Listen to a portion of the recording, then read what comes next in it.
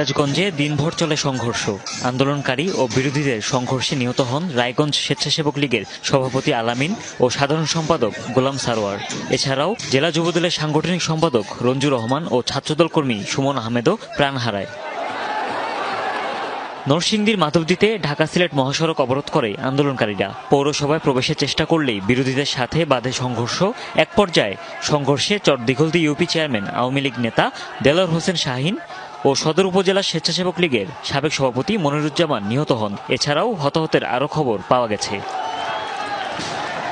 মাগুরাতে দুপক্ষের সংঘর্ষ ঘিরে প্রাণ ঝরেছে, মারা যান মেহেদী হাসান রাব্বি।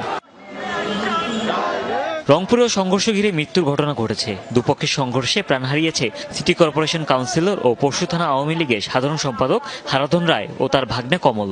এছাড়া নিহত হন মাসুম ও খসরু নামের মহানগর যুবলীগের 2 কর্মী।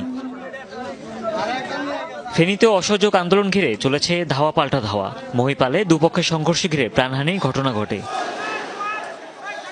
সিলেটেও দুপক্ষের সংঘর্ষ হয়। গোলাপগঞ্জে আন্দোলনকারী ও বিরোধীদের সংঘর্ষে ঘটেছে হতাহতের ঘটনা।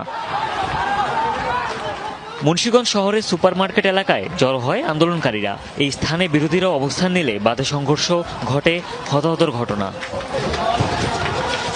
বরিশালের নথুল্লাবাদেও হয় দুপক্ষের সংঘর্ষ। ভাঙচুর করা হয় পানি সম্পদ প্রতিমন্ত্রী জাহিদ ফারুকের বাসভবনে। প্রাণ হারায় মহানগরীর 12 নং ওয়ার্ড আওয়ামী লীগের সাবেক সভাপতি টুটুল চৌধুরী। এছাড়া লক্ষ্মীপুরে সংঘর্ষে কয়েকজন যুবলীগ কর্মী ও শিক্ষার্থীর মৃত্যুর খবর পাওয়া গেছে।